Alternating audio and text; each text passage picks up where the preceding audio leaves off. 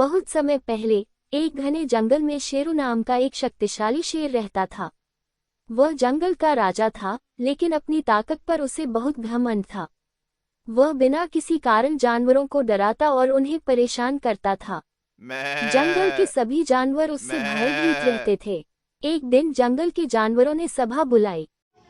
जंगल के सभी साथी ध्यान से सुने। जंगल का राजा शेर रोज आता है और हम में से हर दिन सबको परेशान करता है।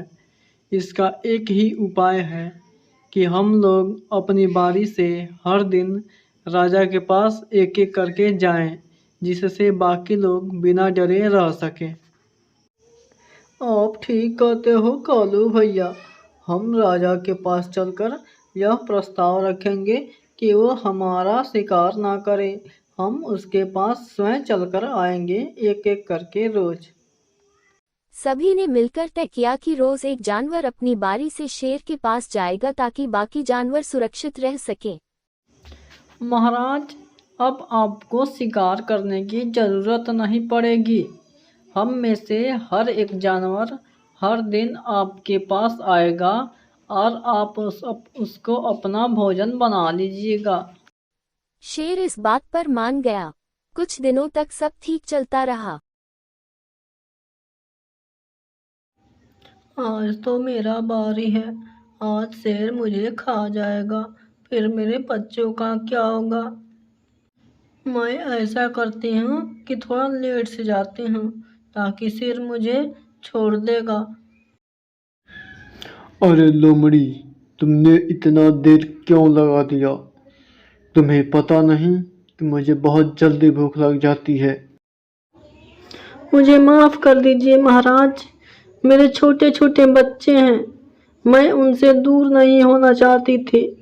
उन्हें समझाने में कि मैं अब जा रही हूँ, इसीलिए मैं लेट हो गया।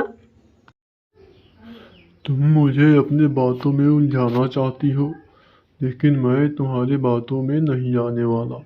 मैं तो तुम्हारा शिकार करके रहूंगा। शेर ने लोमड़ी पर हमला कर दिया और एक ही झटके में लोमड़ी का काम तमाम कर दिया। फिर एक दिन एक छोटे और चतुर खरगोश की बारी आई। शेर रोज एक एक करके हम सभी जानवरों को मारता जा रहा है। अगर मैंने कोई उपाय नहीं किया तो ये सिलसिला हमेशा चलता रहेगा। मुझे कोई ना कोई उपाय जरूर करना चाहिए। उसने एक योजना बनाई। खरगोश जानबूझकर देर से शेर के पास पहुंचा। शेर गुस्से से दहाड़ा। तुम्हें आने में इतना देर क्यों हुआ?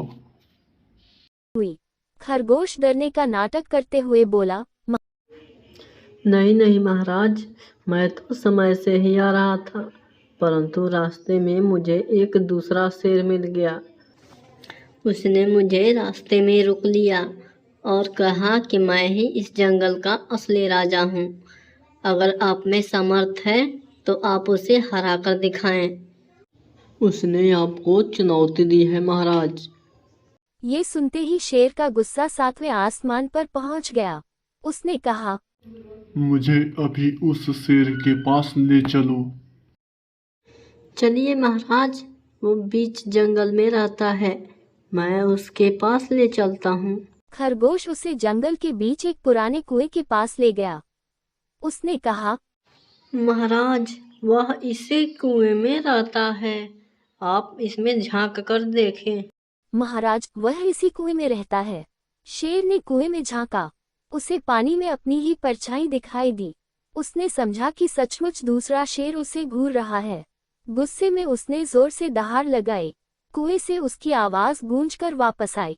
शेर को लगा कि दूसरा शेर भी दहाड़ रहा है। क्रोध में अंधा होकर शेर सीधे कुएं में कूद पड़ा। गहरे पानी में गिरते ही वह बाहर नहीं निकल पाया। खरगोश खुशी खुशी जंगल लौटा और सारी बात जानवरों को बताई। बहुत अच्छा हुआ कि हमारी योजना सफल हो गई। अब मैं ये सारे बात जानवरों को बता दूंगा ताकि सभी लोग खुश हो जाएं। सभी जानवर बहुत खुश हुए। उन्होंने खरगोश की बुद्धिमानी की प्रशंसा की। उस दिन के बाद जंगल में फिर कभी किसी को डरकर नहीं जीना पड़ा। सभी जानवर मिलजुल कर शांति और खुशी से रहने लगे।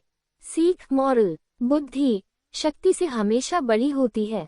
घमंड का अंत हमेशा बुरा होता है, जबकि समझदारी और धैर्य कठिन से कठिन समस्या का समाधान कर सकते हैं।